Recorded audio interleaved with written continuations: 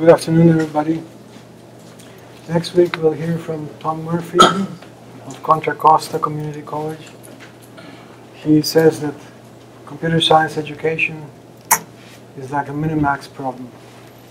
We'll see what that means. Today I have the pleasure of introducing you to Dr. Austin from Salazar State, who's going to tell us problems with bugs. So let's welcome our guest speaker. Good afternoon, everyone. I wanted to start off and talk a little bit about who I am and what my background is. So I currently teach at San Jose State. Previous to that, I got my degree from UC Santa Cruz. And my research interests have been split between two broad areas. I'm interested in programming languages and how we can design languages to more effectively solve the problems we face. And I'm interested in security. My real focus has been, though, is the intersection of these two areas. How can we make things more secure by the proper design of programming languages and by other tools that we might have available? So, to really motivate this, I want to talk about what it's like to be a developer. So, we have our developer. He has some application he's trying to build, so he's got to keep in mind what is it that his application is supposed to do. He also has to worry about some library that his boss decided to use because he had dinner lunch with a friend of his, and there's a lot of money being spent in this library, so you're kind of stuck with it. But apparently this company spends all of its money on marketing and none of it on documentation, so you're trying to figure that out. You also know you have a performance review coming up, and nobody really cares about security until things are too late. They just want to see how quickly you can get things through.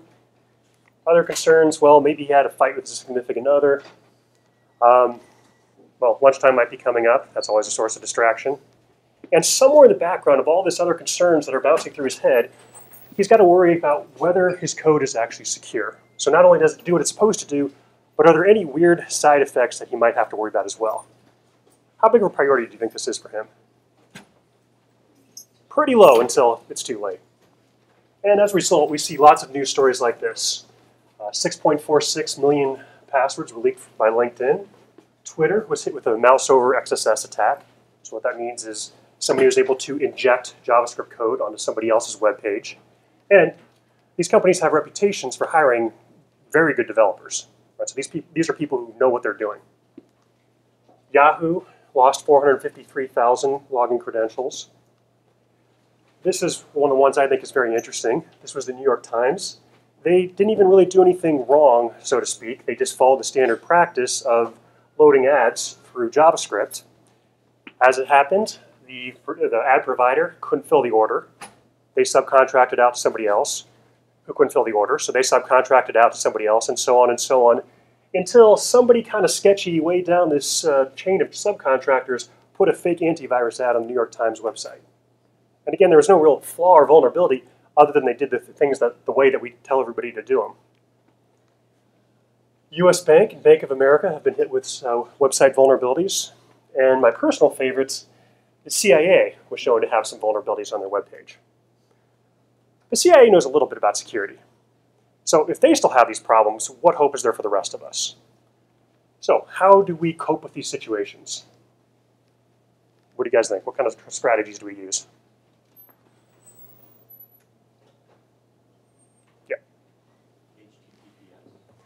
Sure, we try HTTPS and keeps a lot of things more secure, so that solves some problems. And those are the kind of solutions we're looking for, something where we can be systemically secure. What other types of solutions might we come up with? Do like the thing with like one of the airlines that pays people to find vulnerabilities? Yeah, that's true. We could try to actually find some experts to take a look at our site. There's some analysis tools out there that can help with this job. So a lot of different strategies we can use. Let's see if we missed any. Oh, one of them is use public shaming. So we tell everybody the best practices. This is how you're supposed to develop your code. And then, there's websites out there that say, look at what this idiot did. Here's some code here. It has horrible vulnerabilities. And this is actually an important part of the process. This is how we learn what we're supposed to be doing, how we're supposed to design our code in a robust manner. But there's some challenges here. First of all, not every developer is going to be of the same caliber. We do have to make use of people who are not top-tier developers. This is a very mercurial field, too. Things change constantly. Best practices today maybe aren't the best practices tomorrow. Somebody mentioned this one, security experts to analyze your site, and there's also all these analysis tools available that can help you identify bugs before the bad guys do. Great, but there's also some costs associated with this. So these security experts don't do it for free. These tools are expensive, and then a lot of times what the problem is, you find 1 million bugs, and you have no idea which ones are important that you have to fix and which ones really don't matter.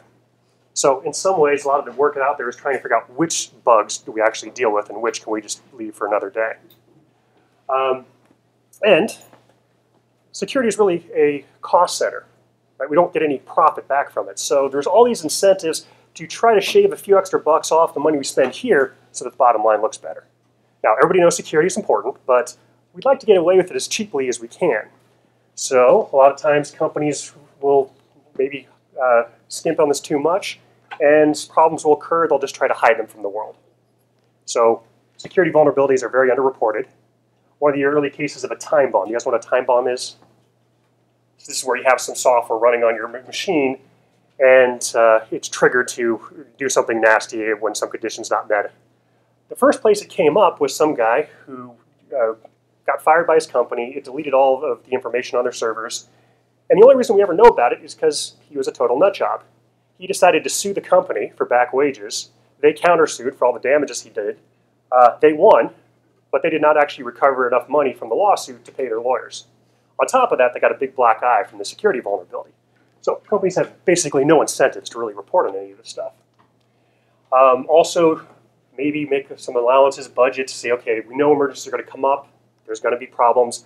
Everybody's going to be running around and screaming when it happens. Just accept that. That's the way it is. And probably the most prevalent one I think you see out there is what I call the ostrich solution. Bury your head in the sand and hope it all goes away.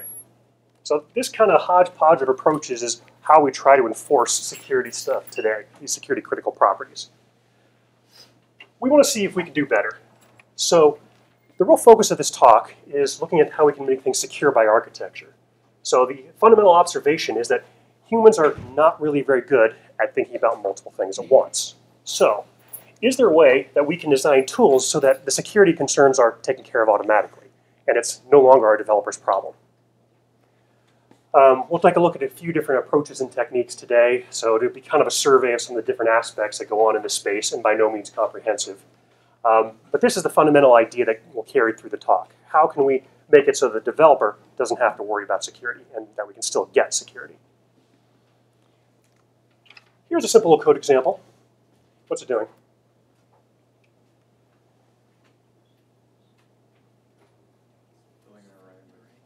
Yeah, filling an array, num 0 is 0, num is 1 is 1, and so on.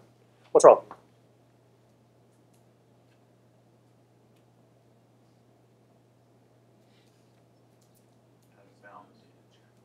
Array out of bounds. Why? What happened? All right, we have less than or equals here. So, very easy to miss. We could spend a while looking at that code before we finally saw it. So what happens when we run it? We attempt to fill the 11th spot in the array, and then we realize we can't. We hope. If we're using Java, that's the case. I'm not sure if Java compilers will catch this example, but we can definitely write versions that they'd have to catch at runtime. Regardless, Java won't let you put an 11th thing in an array of size 10. What if this is C? What's going to happen then? Yeah. Yeah, and maybe that would cause things to crash. Maybe it'd work just fine and we get away with it. Who really knows? C does not specify what's supposed to happen here with the specification, so it really comes down to what the compiler writer decided to do, what happens on this particular implementation, how do things happen to be laid out in memory at this point. So this is a pretty benign case, but this is was once the source of more security vulnerabilities than anything else out there. It was the big problem we had to solve. So this is called buffer overflows. We put too much stuff in and it flows out and makes a mess. Okay. So I always like to start off with examples from different attacks. This is one of my favorites. So Nintendo had the Wii. How many people have played the Wii before? Excellent, just about everybody. Okay, so you know what I'm talking about. People want to create their own games for the Wii. Nintendo was not really on board with this concept. So they locked everybody out. You're not allowed to do that. This is a lockdown console system. Well, it turns out that there was a game that had a buffer overflow vulnerability. This is The Legend of Zelda Twilight Princess, and at one point in the game early on, you get a horse named Epona, but you can actually change the name of the horse. Now, they actually do check out when you type in the name of the horse to make sure that it's not too large, but then there was no checks done after that point. So what people discovered is if you modify your save file so that you can actually change the horse's name, if you do it just right, you can actually get the game to crash and then read from an SD card to boot up for diagnostic purposes.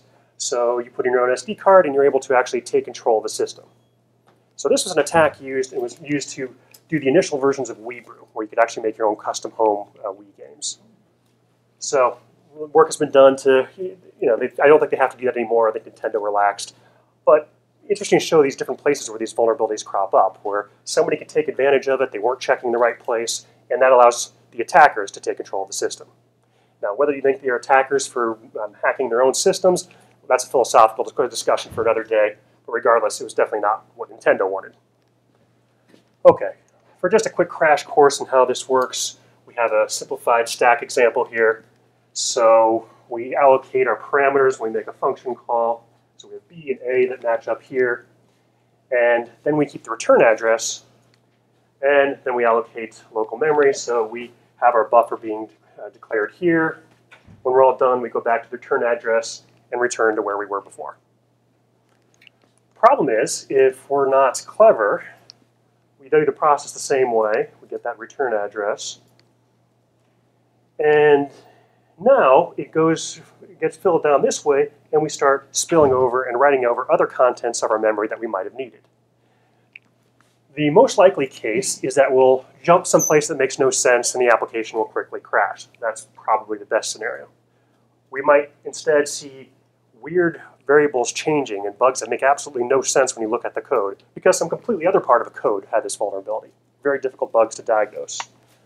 But that's not the worst. The worst is if an attacker can get clever about this, what they can do is, in addition to writing over the return address, they can put in their own code someplace, and now they're able to run their code on your system, effectively taking control of your system. So this is one example of a code injection attack. And for the longest time, this was the single biggest security problem that we faced in computer science. Things have changed, but let's take a look at some of the solutions that were proposed. So a bunch of different strategies still used today. I argue that none of these are really the right solution, that we hit on the right solution later. One is ASLR, address space layout randomization. So the idea is that we move things around where they occur in memory. The idea being is that we won't necessarily stop the buffer overflows, but we'll make it much harder for the attacker to exploit. They have to hit a moving target now. Another one is canary values. Has people heard of canaries in a coal mine? Okay, so for those of you who haven't, the idea is that you're a miner, you're down in the mines, you carry a little canary with you, and if you open a pocket of poison gas, it's going to die. Hopefully you notice that and clear out the mine as quickly as possible. So same idea. These canary values we put to protect the return address. If they're compromised, you realize something's gone wrong, quit the program. We also have different versions of C functions. So we have strn copy instead of str copy, which help. So we make sure that we shame anybody who uses str copy, force everybody to use this version. Hopefully they use it correctly. I mean, there's nothing for stopping them from specifying just a random n, and maybe they specify one that's too big because they were lazy. And one last solution I want to talk about, because it's really an interesting one and ties into some stuff we'll talk about later, is this idea of failure oblivious computing. So this strategy, here's a quote from the paper. The generated code simply discards invalid writes and manufactures values to return from valid reads, enabling the server to continue its normal execution path. So let's think about that. Discarding invalid writes, that means you effectively just ignore part of what the code is telling you to do. And manufactures values to return. So that's a fancy way of saying we just make stuff up if we don't have it. Kind of a controversial approach, but then they went through and actually tried to introduce a whole bunch of bugs into these different systems, and they found that actually code does pretty well at surviving and stumbling along even with lots of errors introduced. Whether you like this or not, it's kind of a philosophical discussion, but it might arguably be better than dealing with the buffer overflows. So a clever approach, and it's been referenced a few different times, but still not really the right solution. So what is the right solution, do you think? being a little bit glib, don't use C. So, memory-safe languages came out. Especially the real one that changed the scene was Java. Java was not the first language to do this. There were many academic languages that did it previously. In fact, there's a lot of scripting languages that were widely used that didn't have these vulnerabilities. But Java suddenly made it acceptable for the computer to manage memory for you, so the developer didn't have to think about that. And now this huge class of bugs for buffer overflow vulnerabilities disappeared. So we have basically, in one fell swoop, solved this problem, except for some unimportant legacy software like, I don't know, your operating system, your web browser, all that low-level software that runs absolutely anywhere. Okay, but besides this stuff, we've totally solved it. So I am optimistic and think that eventually we'll get rid of all these cases here. So for instance, anybody heard of Rust, Mozilla's programming language? So this is designed to be a low-level language that's memory safe.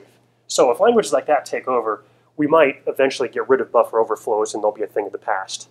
Now, I don't think any of us will be alive at that point. Buffer overflow vulnerabilities are going to have a long tail, but they're already diminishing. And hopefully, if we could start digging into some of these levels and make it worthwhile to use memory-safe languages, these can go away as well. Okay, so this is essentially the ideal we're looking for with some of the other problems we face today. Can we find some solution that, with one fell swoop, gets rid of these problems totally? So, modern languages have some neat features. We have dynamic languages. We can dynamically evaluate code. We do web programming, all interesting stuff, but it also opens up some new problems like cross-site scripting attacks, where an attacker can actually inject JavaScript code into your web page. SQL injection vulnerabilities. They can take control of your database. Eval injection. So the val is a very commonly used construct. It's a horribly abused construct, especially in JavaScript. Malicious third-party libraries. So this is like the case of the New York Times, where you have some library you're running you sort of trust, but you'd like to make sure it just can't do whatever it wants. And cross-site request forgeries. This one can be kind of damaging and basically do transactions in your name effectively. So we're not going to have a chance to talk about all these different variants here, but these are the type problems we're looking at today. So we'll start off with SQL injection. How many people have seen this comic before? Little Bobby Tables. What's the problem here?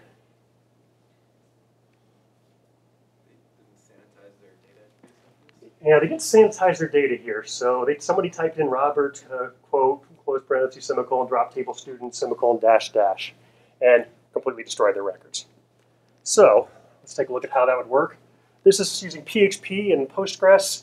Here's how that might have worked. We have insert into students, name, values, and then we post the value we got from here.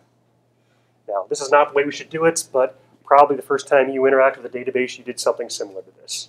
When you're first learning it, this is probably the easiest, most straightforward way to do it. PHP, not the highest bar to get started in it. It's a very widely used programming language, so there's a lot of people who are mediocre programming skills using this language.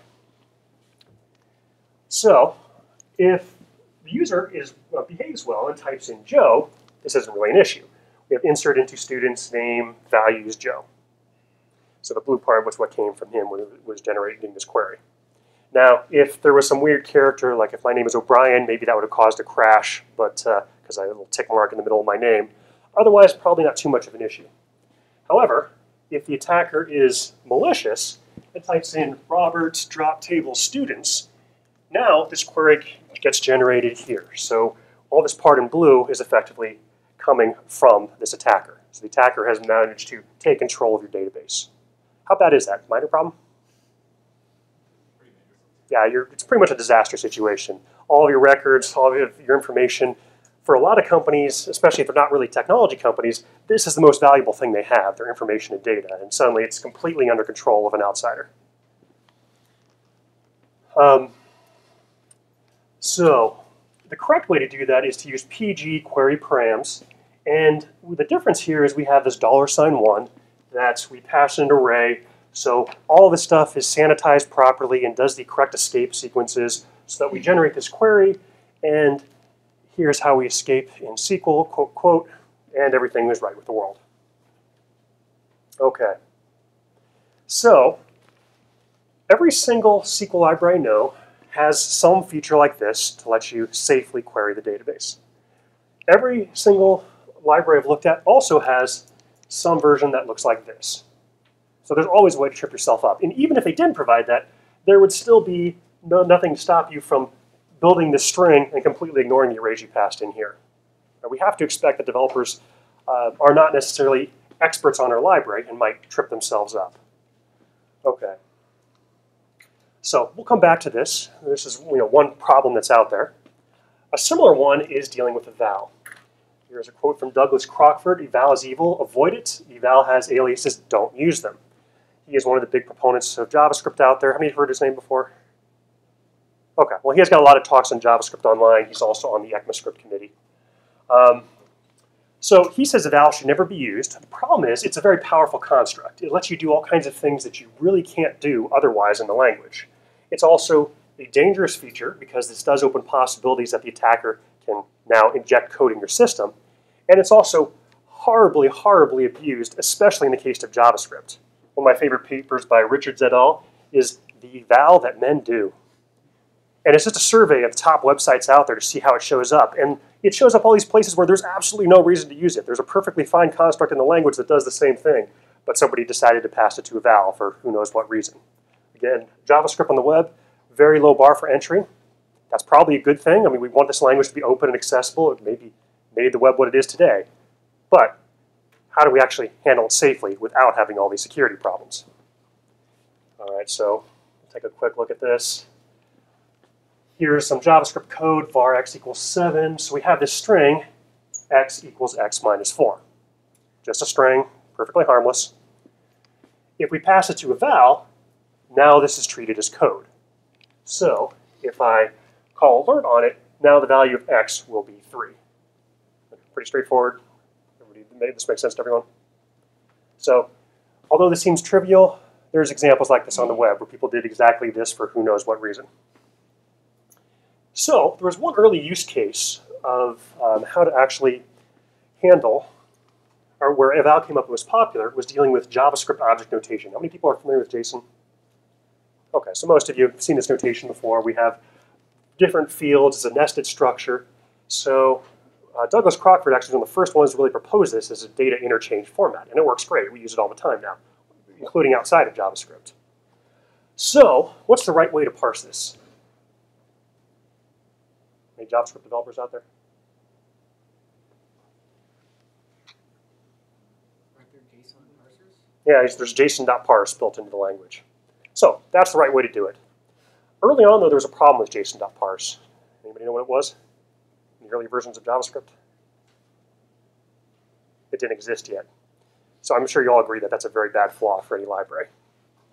So instead, people would use eval. So here we have an example of how to use. Now the proper way, of course, would be to write, if it didn't exist, write your own library that would parse and look for this semicolon, or, semicolons here and curly braces, or excuse me, full colons. Parse that, test it out. Probably wouldn't take too long to write. Maybe pass it to your QA team to poke at it for a while, make sure it's okay. You could probably have it ready for production in a week. Or you could use one eval and call it a day and go to lunch early. Which would you probably do? I got other things to do. Yeah, maybe if I think I can get away with this and I'm pretty sure I trust the data, well, let's just get it done with. Okay. So the problem with that is then if I get a JSON object from somebody that is not totally trustworthy, I'm getting account and withdrawal information, and then somebody passes in this function here. What's going on with this one?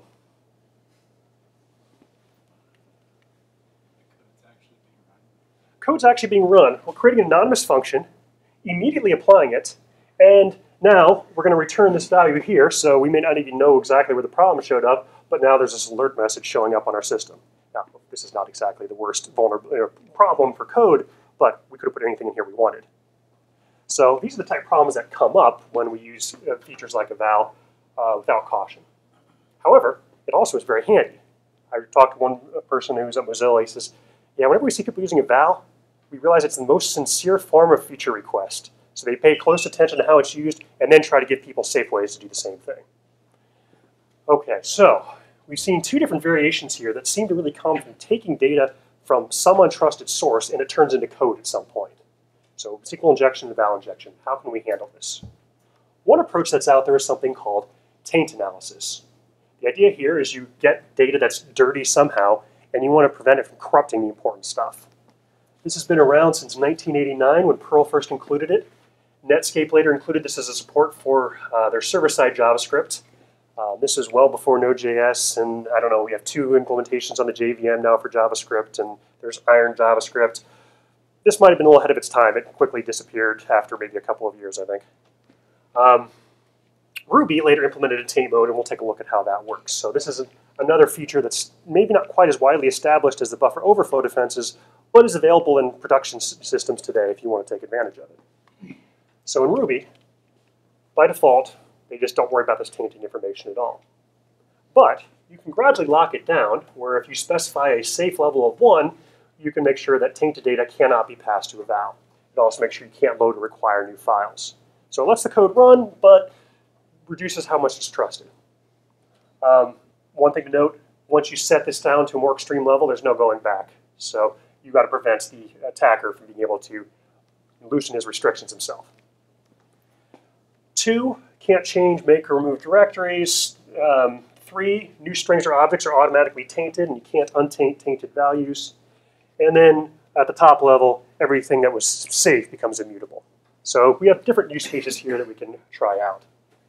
So here's some sample code. We have this string puts 4 minus 3. You can see right up here we have this taint field. We eval it here. There's no safe level, so this works just fine. What's it going to print out? Prints out 1. Now, up here, we have safe set to 1. So now you can no longer eval things. So now this will be an error. We can still untaint it, so we can realize, okay, there was a problem with that code. Well, we've looked at it and decided it's okay. So this is useful for if we want to run things through a sanitization library, we can check it out and say, okay, well, it looks okay to me. I'm going to bless this value. And then we can also query it, is it actually tainted? Later on, if we want to lock things down more, now anything we create is automatically tainted. So you can imagine reading from a web form, we might up the safe level before we pull all of our data down. Now, no longer able to untaint things. Eval will not work, but if we have trusted stuff, we can still take advantage of that. Okay, so little mechanics thrown at you. Now, how this could work is that you might imagine we have some value here which we pulled from the web, Robert, drop table, students. If we taint it automatically, so whatever we do to read from this web form, we mark it, okay, we got this from some place we don't totally trust. Now, we can execute a query, and note that I'm just passing this in as one big string. Within this library, we might have something like this. Exec query, we check to see, is this query string tainted? And if so, we put out an error message. Otherwise, we just perform the query and do our thing, and all's right with the world. So this is the idea of how these features might show up if you're building a web framework, features we can take advantage of, so that if a developer writes something like this because it's quick and easy and they don't know better, it's not a problem.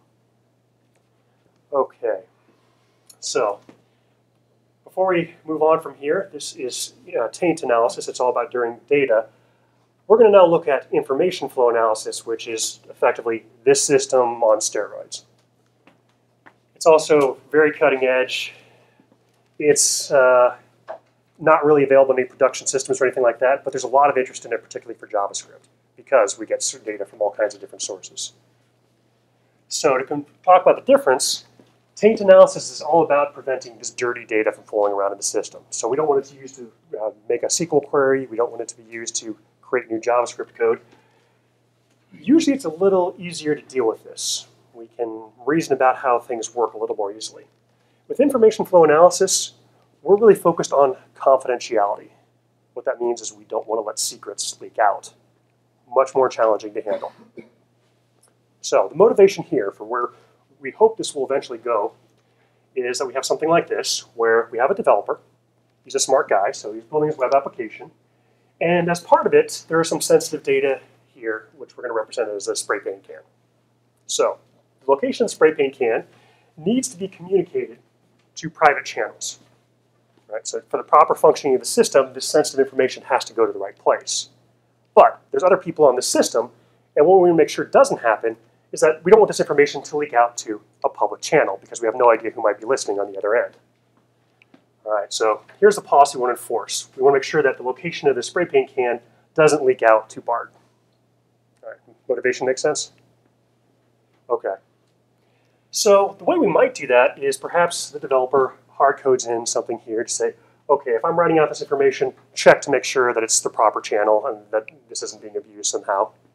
Maybe there's a couple of different points in this code where this shows up. So that's not too bad. And this developer is a small guy, or smart guy, and the application's still small. He can probably handle this manually without too much trouble. Of course, things don't stay static. New requirements come in from management. It gets a little too big, so we need to bring in outside help. Maybe these developers aren't quite of the same caliber, or maybe they just don't have the same knowledge of the system, and they didn't build it from the beginning. Maybe the original developer gets hit by the proverbial bus or moves on to another project, and now our poor hapless developer is trying to make some change to the system so to do his job. So he introduces a change here, tests it out, okay, it seems like it works, great, what's the problem?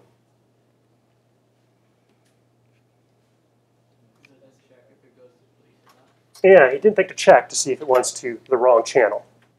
So it unfortunately leaks out, nobody catches it in time, and the end result is that the secret information leaks out. Okay, other challenges we see. Applications will often make use of third-party libraries of questionable quality. JavaScript is particularly notorious for this. We might have some vulnerabilities to code injection attacks on our website, particularly again with JavaScript we have to deal with cross-site scripting attacks and problems like that. With the end result that we must assume the attacker has some ability to control some amount of code on our system. Now this is very different than taint analysis. In taint analysis, we figure that, okay, the attacker controls data, but we control the code. Unless he gets past our guard, he's not going to be able to directly control the code. Here, we're already starting off the assumption that the attacker is running some stuff on our system. So we may be able to identify that we don't totally trust it, but we still got to run it. Okay, so this is the motivation for how we design it. We're going to have public data that goes into our system, and it can go wherever it needs to go. So it can go to private channels, it can go to the public channels, wherever it needs to be. We'll also have this sensitive information, and it's allowed to go to the private channels, but what we don't want to have happen is we don't want it to leak out and get released on the public channel. So we'll track this information, and before it gets released here, we'll block it.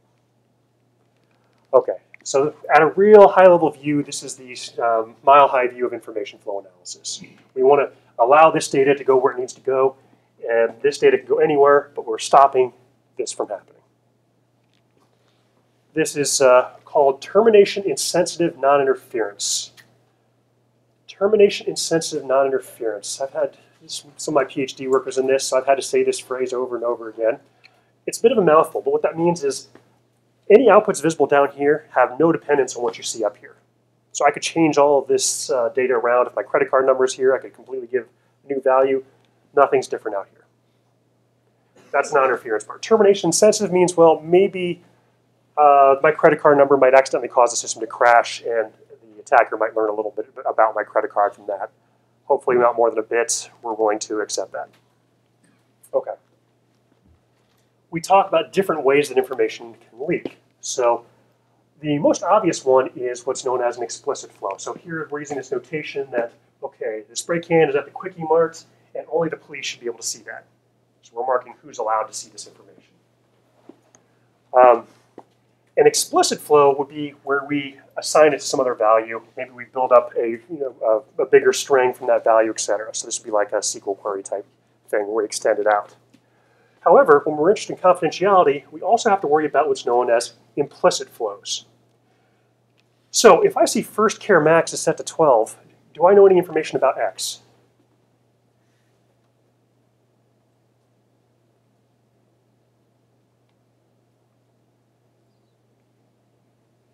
I don't know of X completely, but I have a little information about it. I know that the first character of it is less than N. So this is an example of an implicit flow. There's been no direct assignment here, but a little information about this has leaked out here.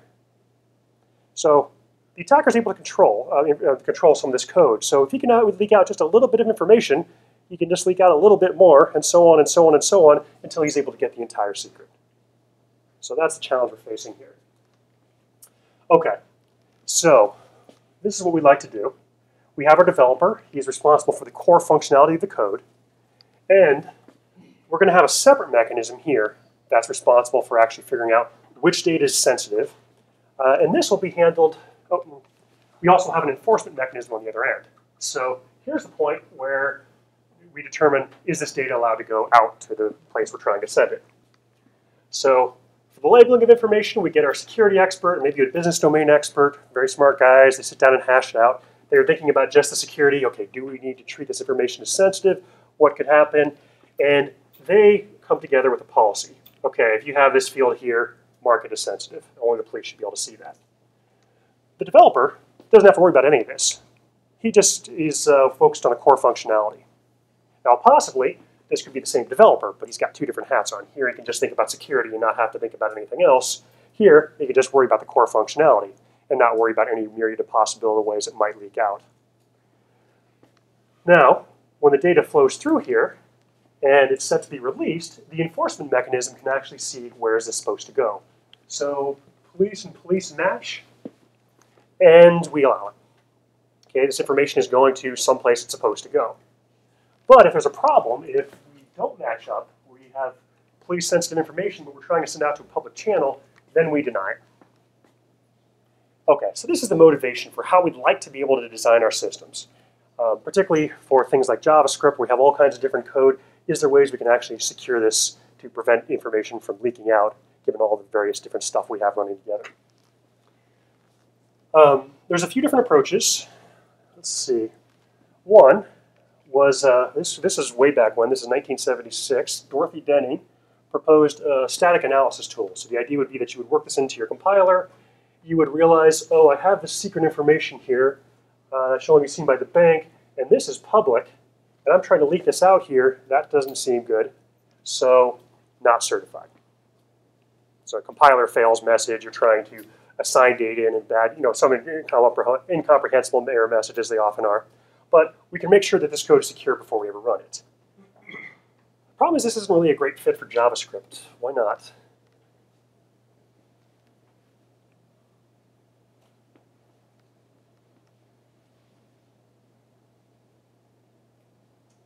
Doesn't tend to be a... I was going to say, it's not really compiled. Yeah, it's not really compiled. We usually run it on the fly. Now, there's all kinds of fancy stuff that goes on at that point, so we don't really have a good place to put in this certification level. Plus, we don't really have all these type enforcements like we do in a compiled language. Makes it a little bit difficult to get this approach to work. So, a lot of effort's been put into trying to do these same things dynamically. How can we take advantage of that? And there's been multiple different approaches that were used. One is to ignore unsafe updates. Somebody's trying to update this field, but it's based on my credit card information. Nope, not going to do it. Does this remind you of any approach we talked about previously?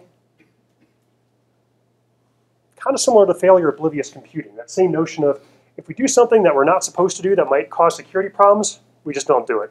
And most likely the application will be okay enough to stumble along and it'll be all right. Crash on unsafe updates. So this is one strategy proposed. You hit some point that you realize, if I go any further, I might leak secrets. Done, I'm out of here. Crash the program. So crashes aren't exactly ideal, but maybe better than actually leaking out information. And lastly, well, admit that it's not totally possible to stop all information from leaking it, so we'll just try to leak some, prevent the cases we can. Why would this be useful? Any ideas?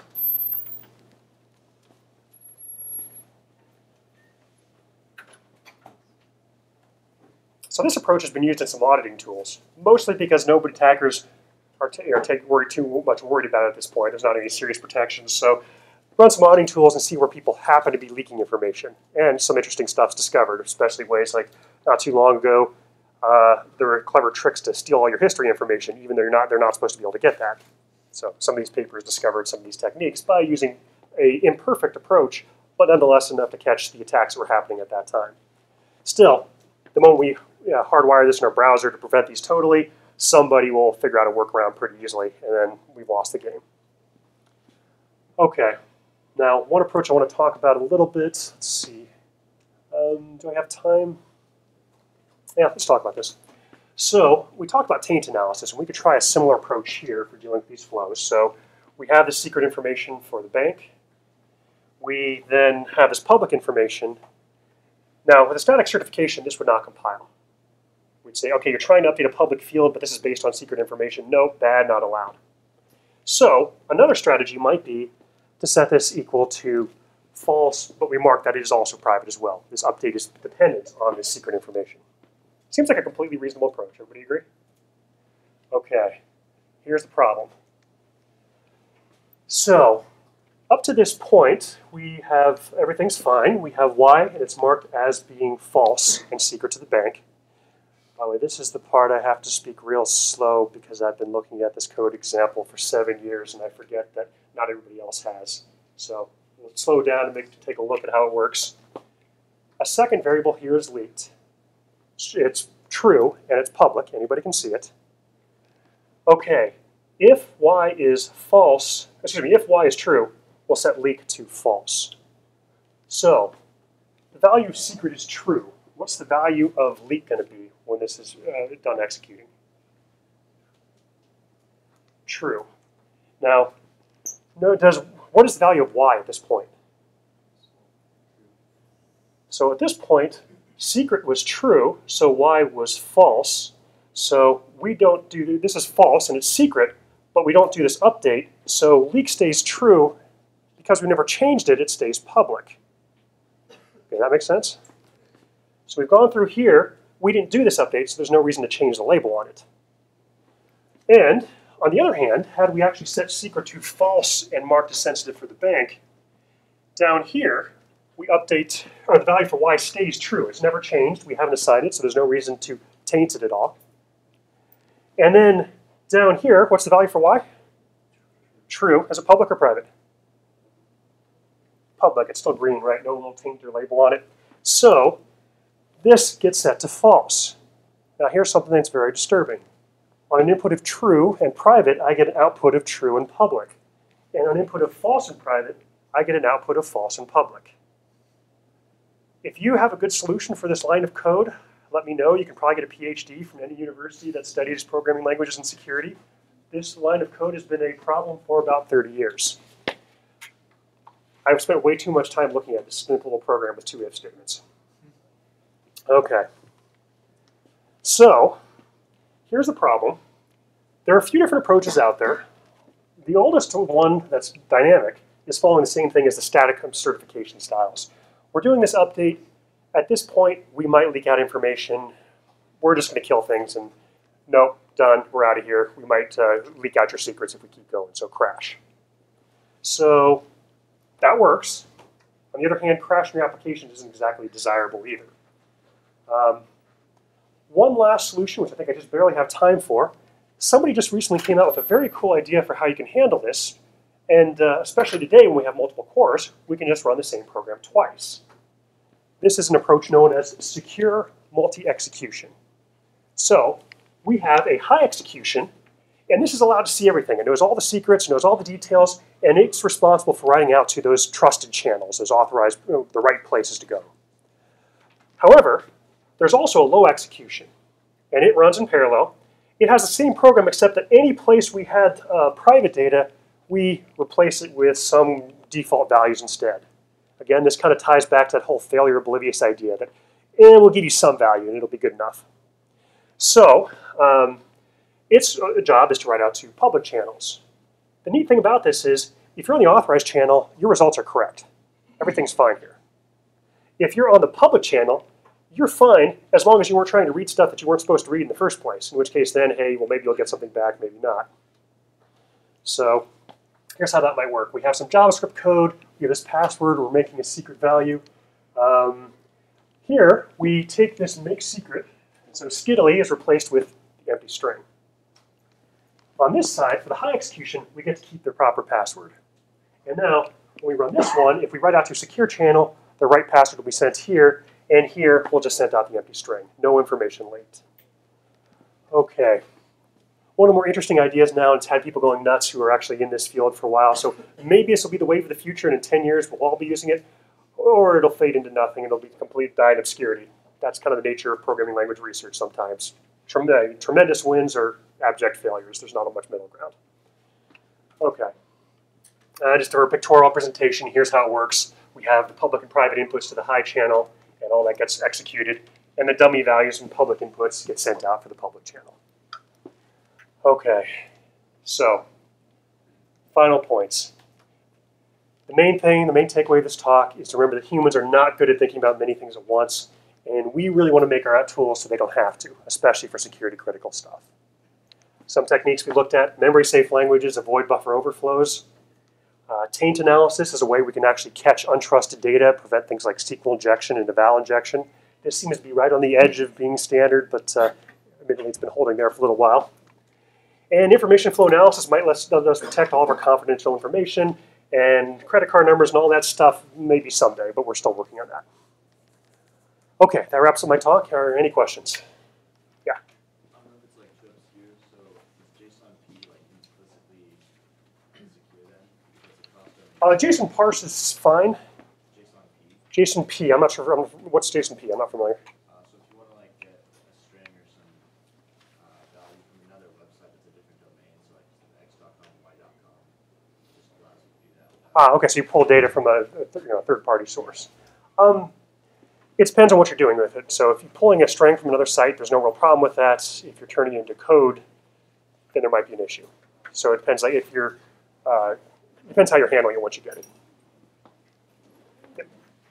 Maybe I didn't understand well, but like you're saying like the new languages that exist are not as safe. I mean, for example, like say C and C++, which are very safe languages. C and C++ have all kinds of problems, so they're not very safe. Languages like Rust are trying to fix on some of those problems, and a lot of other problems C and C++ have. So another one is Go, is sort of in the same. There's a whole bunch of languages that are really trying to kill C and C++ at all costs. So what is the point of like wanting to learn like C and C++? They still show up for a lot of different applications, and if you're really interested in low-level system software and things like that, definitely like I was at Mozilla for a while, and they have the real coders use C++ mentality. So if you learn C and C++, there aren't a whole lot of languages that'll be harder, I don't think, if you really, really understand the intricacies and details of everything that goes on in C++. I think it's worth learning them. I think it's also worth taking a look at some of these new languages as they come out. And C and C++ isn't going away anytime soon. Yeah. So most of the stuff seems like it's for like web applications.